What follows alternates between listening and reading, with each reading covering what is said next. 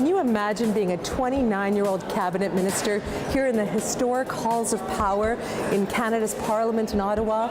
Well, Karina Gould from Burlington is not just that. She is also the youngest female cabinet minister in Canadian history. Hi, I'm Laura Babcock, and today on Millennial Minister, we're going to go behind the scenes with Karina to see what's really involved in her challenging job. Join us.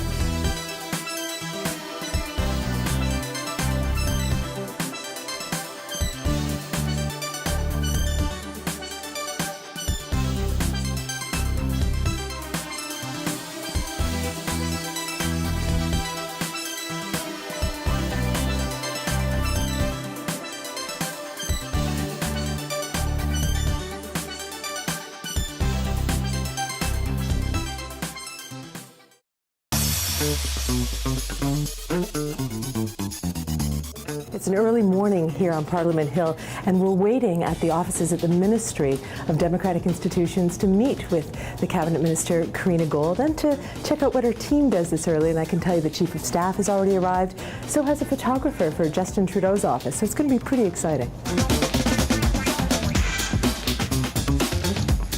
Nice to meet you. You too. How are you? I'm Laura, and we're going to be doing sort of following you around today and finding out what you do for a living. Excellent. Sound like fun? Yeah. We've already met your team. They've offered us coffee. They're being very hospitable, so we're good.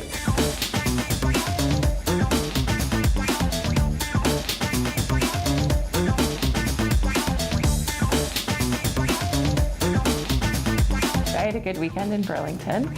I did the walk and roll for Community Living Burlington, which was really nice.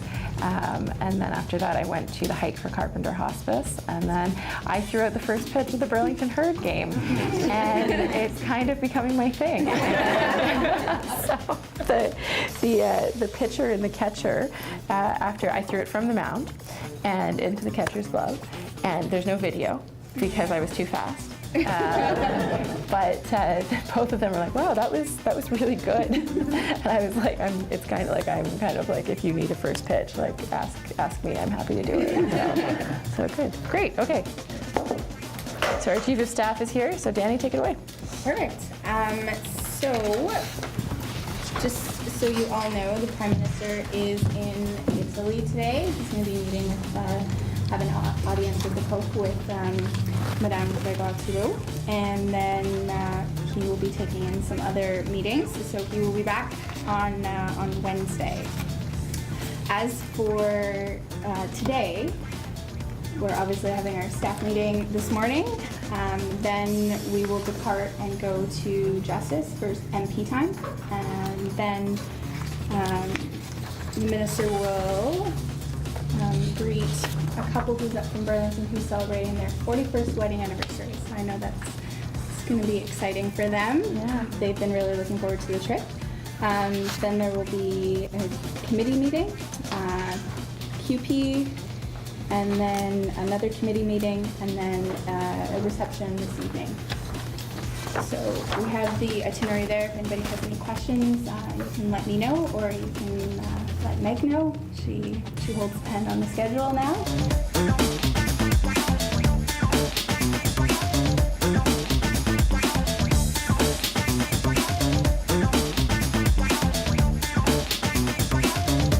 You know, we can't do a behind-the-scenes day like this without some serious professional help, and so we're so lucky to have Danny from the Minister's team. She's here taking us through. Thanks for being here this morning.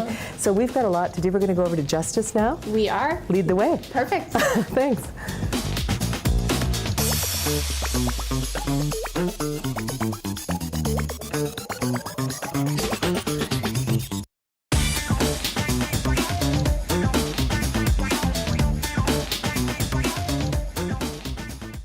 You've got degrees from McGill and from Oxford University, but did anything prepare you for what it is to be a cabinet minister?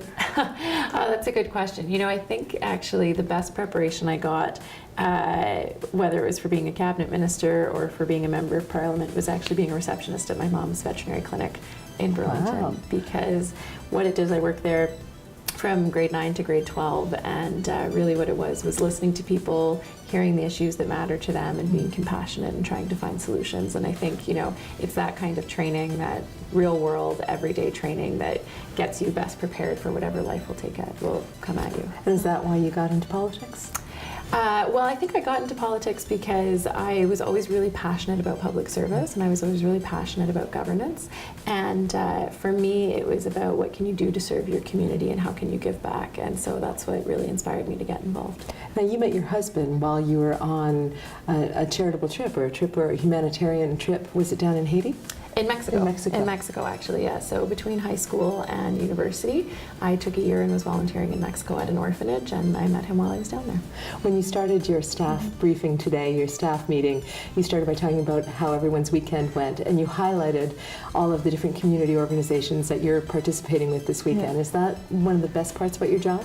Definitely. Yeah, no, I think the one of the very best parts about this job is I get to support and encourage the great work that's happening in my community. And in Burlington, there are so many amazing people doing really good things, helping, contributing, whether it's in Burlington, in Ontario, in Canada, or in the world. And, you know, I really see my job as being able to kind of lift them up and do what I can to help them achieve their goals. Do you think that your constituents in Burlington know what you do when you go to Ottawa? Oh, I think some of them do, but I think a lot of them don't. And to be quite honest, I mean, I think unless you're involved in politics, you probably don't know exactly what happens here on a day-to-day basis. And, you know, it's one thing to sit in the House and to vote, but of course there's all the committee work that happens, right? There's all the meetings that we take with constituents and organizations. There's all the conversations that we have. And so, you know, I think this is such a great opportunity so people can kind of see what a normal or typical day is like in Ottawa, if such a thing exists. So does such a thing exist? I'm not sure, actually. As soon as I said it, I'm not sure. But, you know, you can guarantee that you're going to pop into your office at some point to see your staff. You'll probably talk to constituents on the phone. You'll probably do some correspondence. You'll definitely go to the House for question period, and then you'll probably be at committee. But that could be in any kind of order. But, especially because you have 3 offices. Yes. So when you say go to the office, it could be any of the 3. Yeah. Why the 3 offices? Well, so I have 2 here in Ottawa and 1 in Burlington. So I have this, where we are right now, is my member of Parliament office. So we're in the Justice Building, and then I have my Minister office, which is on Slater Street, and then of course I have my constituency office in Burlington. But then when I'm on the Hill and things are going, I'll often be in some kind of small meeting room in Parliament to meet with people between other committee meetings or between when I need to be in the House. So, you know, I'm constantly on the move here on the Hill. So. Now, you're the youngest woman cabinet minister in Canadian history. What is that like when you're in the meetings or when you're in question period? What is it like working with your peers? Oh, well, I think it's the same as for everyone, right? I mean, it's often commented upon, and I have to say that I have been so warmly welcomed within Cabinet, and, you know, my colleagues have just been so unbelievably supportive and helpful, and, you know, really interested in what I have to say and what perspective I bring to the table from my particular demographic. But I would say that in general, you know, it's been very well received, but of course there are always struggles, because I think sometimes people don't necessarily assume that I'm a minister, and right. So sometimes their behavior will change a little bit once they hear what my title And is. especially with your portfolio, you have been given a highly controversial ministerial portfolio, democratic institutions. If there has been some negative press in the last couple of years with your government, it's been in some of these areas that you now have to champion or you have to navigate. So why do you think you got this portfolio? How did you luck out? Well, you're going to have to ask the Prime Minister exactly why. Is he around? I'll talk to him. Yeah, but you know, I hope that it's because he saw, you know, that I'm a capable person, that I'm a consensus builder, that you know, I try to work with others and try to bring people along on the journey that we're going on. And of course, I'm incredibly passionate about our democracy and about the values and about the country that we've built. And so I think when it comes to our democratic institutions, you know, regardless of what he was thinking, for me it is really important that, you know, this is something that we work on together as a country. We have so many interesting things we're working on, whether it's political financing, whether it's cybersecurity, fundraising, updating the Canada Elections Act. You know, one of the things that I'm particularly proud of that our government is working on is repealing some of the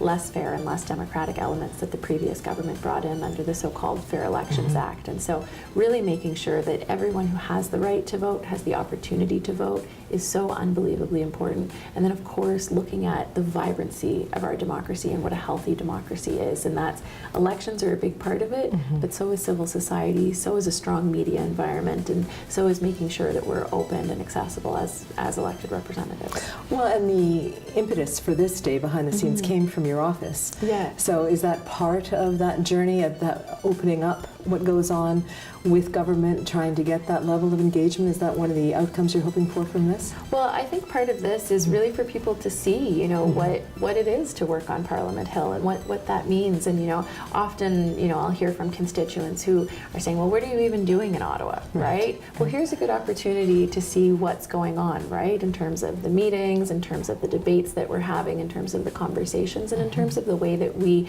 all of us, regardless of which party we're in, as members of Parliament, are representing our constituents. Do you encourage your constituents to come to Ottawa if they can? Yes. To get it, to experience the democracy, as it were, right at its home base? Yes, definitely. So, I mean, we have school groups, we have, you know, teams that come up, and of course just individual constituents that are coming, and we'll meet a couple later today that are coming to celebrate their 41st wedding anniversary. Oh, but wonderful. it's always such a pleasure to meet with constituents, and I try to make the time to say hi when they're here, and we get them passes to question period, and if possible get them on a tour as well, because, you know, this is the people's house, right? And we're so fortunate in Canada of how accessible our Parliament is. It's not everywhere in the world where you can just walk up on the steps of Parliament Hill and go for a tour just Absolutely. like that. The Honourable Minister of Democratic Institutions. Mr. Speaker. Once again, I would like to thank the Committee on Electoral Reform for their excellent work and for the excellent recommendations that they put forward. I was pleased to table the response of the government, which was in agreement with the majority of those responses.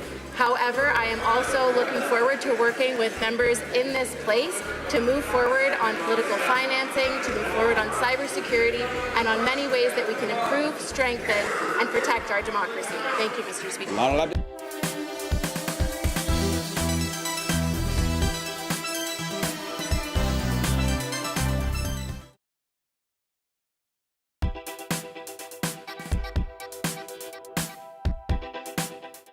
Many young people looking for work are struggling to get a foot in the door. And all too often, many are caught in a catch-22. No experience, no job, no job, no experience. As you know, there are many young people in Canada who are facing issues or challenges when it comes to getting employment. And so for us as a government, it's really important to give our next generation that leg up to ensure that they have the skills, the training that they need to be successful in the future. And so the Get in Gear program is a really interesting, unique one because it helps young people ages 15 to 30 who perhaps have life skills challenges or, you know, are transitioning or whatever the case may be, and it provides them an overview of what different trades are available. It provides them kind of coaching in terms of you know, getting a job and maintaining a job, and then it also provides a paid workplace placement, which is really good as well.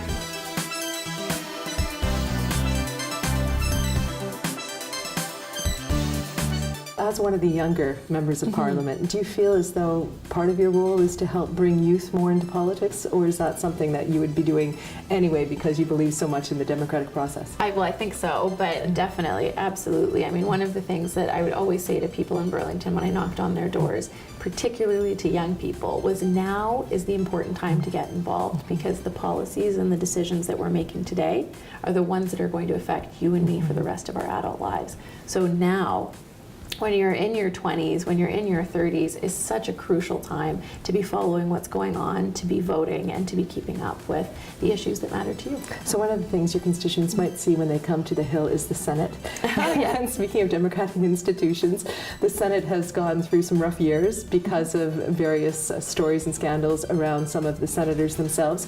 But also, Canadians are questioning the role of the Senate. Do you think people understand what the Senate's all about? And how do you value the Senate in 2017 and going forward? Well, look, in terms of our Constitution and passing legislation, the Senate is vital to our democratic institutions because in our Constitution, we actually cannot pass any laws if they don't get royal assent in the Senate. So the Senate does play a very important role.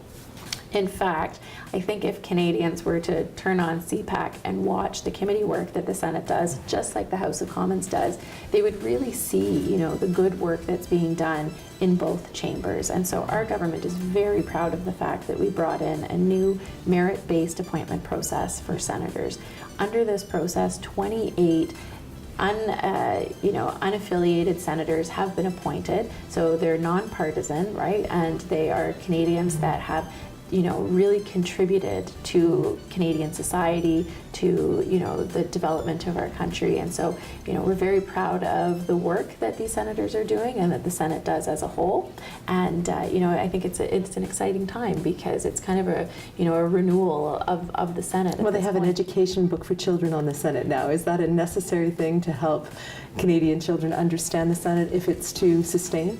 Well, I think it's important for Canadian children and for all Canadians in general to have an understanding of how our government works, right, and how our legislative process works. So whether it's the Senate or whether it's the House of Commons, we really do need to make sure that we're doing our part to educate people because it matters when you're going to an election and you're voting. And so if you want to be able to hold your representatives, both elected and appointed, to account, you need to understand the process, and then you need to understand how you can most effectively lobby for the things that you care about and what matters to you. Will you be a politician for life? Oh, well, that's not up to me. That's up to the people of Burlington. But do you have aspirations for even higher office? Well, I am so fortunate and so blessed and feel so privileged to be holding the office that I do right now. I love what I do every single day. It's such an amazing privilege to represent the people of Burlington here in the House of Commons, and of course then the people of Canada as Minister of Democratic Institutions.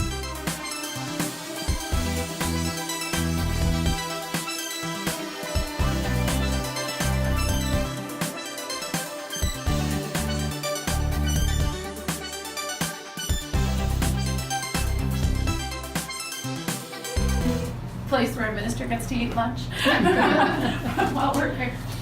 Okay, so here's the book for today. Some of the issues that could come up. Fundraising, there's been a bit of attention on that in the media in the last couple of weeks, so your cards are here for that. Also, we saw some stories on party spending, so we've updated your book as well for those. Okay. Updated some of the French messaging.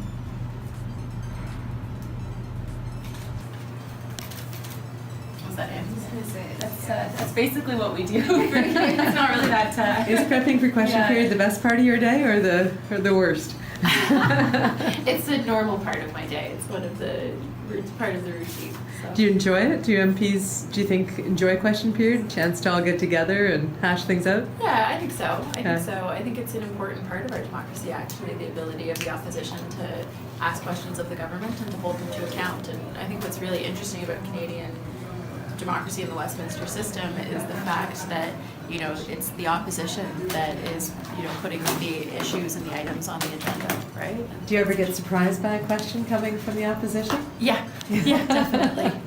And we don't know what's coming. We don't have any idea, right? And so that's why we do this prep where we kind of try to think about what the issues are of the day to be as prepared as possible and to make sure that you're up to speed on what's going on, but we have no notice of what they're going to be asking, so it's a surprise every single time.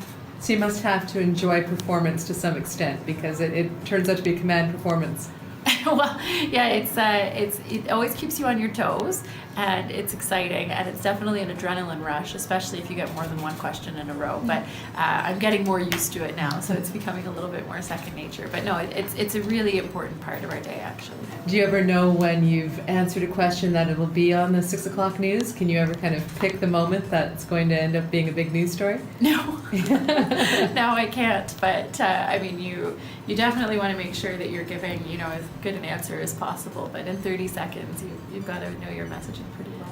And what's been one of your most memorable moments in question period since you've been here? Oh, I think it was probably the first time that I stood up when I was the Parliamentary Secretary to the Minister of International Development. I had 4 questions in a row, my first time ever answering a question period. So that was tough, but it was good, and I think it showed that I was on the ball. Baptism by fire, yeah, as it exactly. were. Yeah, that's the way you do it in politics. Awesome.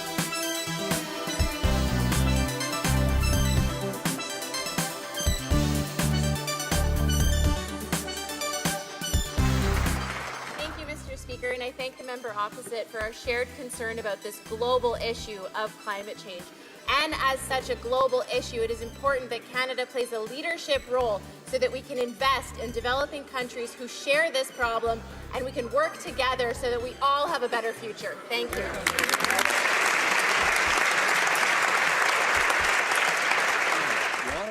Merci à ma collègue pour sa excellente question. Of course, our government shares the plight of many people around the world who are suffering, and humanitarian crises have increased dramatically over the past decade. Our minister is currently in the region at the moment to look at how we can better assist those that need it, particularly when we're talking about refugees in Syria and Jordan, and are committed to re-engaging with the region. And as our Prime Minister said, we're back. And we're here to help, and we're looking for new opportunities. Thank you.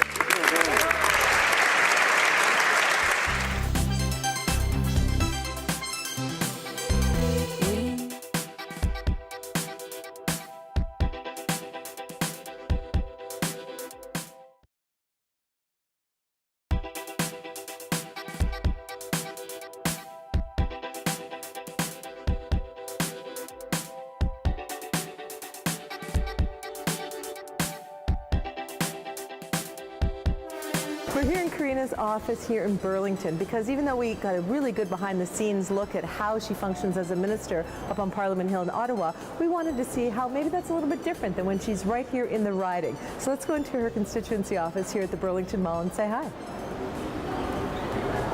Hey, there she is. Hi, how are you? Good to see you. Good. Thanks for letting us in. Yeah, of course. Now, I could tell by the Canadian flags outside that we were in the right place. Yeah. How's it been for Canada 150? Has it been really busy around here? Oh, yeah, it's been wild, but it's been so much fun. We've had constituents coming in and picking up flags and pins and placemats and everything. I'm pretty sure we're all out at this point, but it was great leading up to Canada Day. Everyone was really excited. Oh, I'm so glad that people knew that they could come and do that. Because honestly, that had never occurred to me to go into an MP's office to get that stuff. So I'm glad you had it available. Yeah. What kind of visits do you normally get here? Who comes through the door? How many? That kind of thing. Oh gosh, we get everything coming through our door here in Burlington. Anyone who has an issue that they want to talk about with the federal government, anyone who is having trouble accessing services. We get a lot of people who are having trouble, with the Canada Revenue Agency or with their employment insurance, old age security, Canada Pension Plan, Veterans Affairs,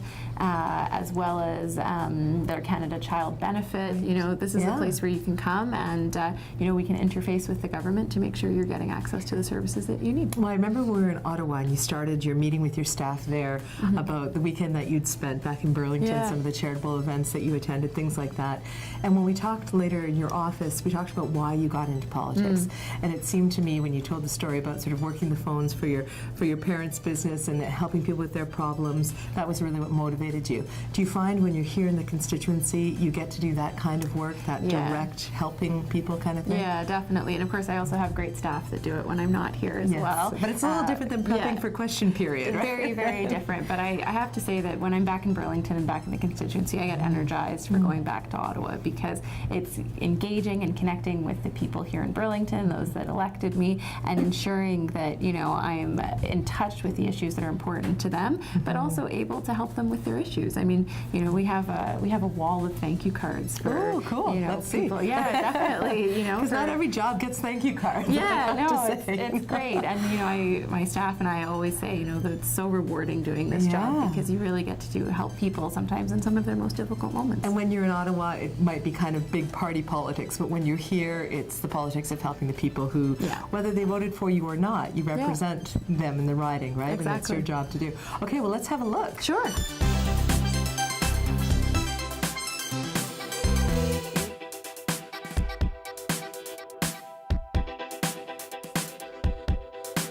So here we are in the office, and we're heading to this wall of thank you cards, which I think is so cool, Karina, because like I said, not a lot of businesses get thank yous. So why do you get them, and why do you keep them like this? Well, we keep them as a reminder of what we're doing every single day, right? Why the work we do is important and why it's important for people here. So, and it's special because, we do help a lot of people. Not everyone sends a thank you card, and they don't need to. People don't do cards anymore anyway, they absolutely don't need Yeah. to, but it's just nice to put it up there as a reminder because it keeps all of us inspired and it keeps all of us, motivated and focused on the goals of what we're here to accomplish, which ultimately is to help our constituents. And I like that some of them aren't just addressed to you as the MP, they're addressed to some of your staff too, to your team. So it really is a team effort. Yeah, well, you're only as good as your team is. So. Yeah, for sure. Well, that's very cool. Well, I hope it keeps you guys inspired.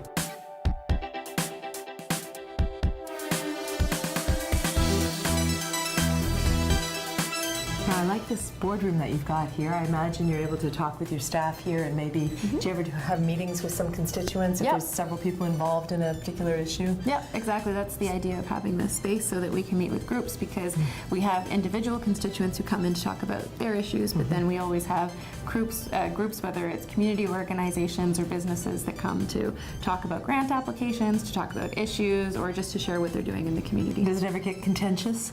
Sure, Do you ever have to shut the doors and pull down the blinds? Well, we don't really have blinds, but no, I mean, people. There's always going to be people that are passionate about what they care about and what they believe in. But so tell me about how the art might help with that, because this seems very pastoral.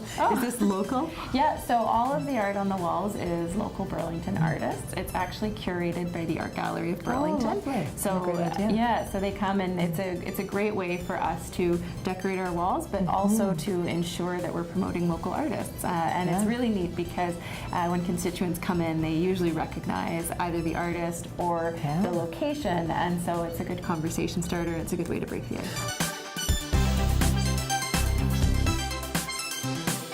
Well, we've been all the way to Ottawa, up on Parliament Hill, to see what the life of a minister is like, a cabinet minister behind the scenes. It's fascinating and very, very hectic. And then we came here to the constituency office to see what real work takes place in the riding. And our Millennial Minister, Karina Gould, has given us the behind the scenes on her life and how she hopes to serve you as the constituents here in Burlington. I'm Laura Babcock, and thank you for watching Millennial Minister.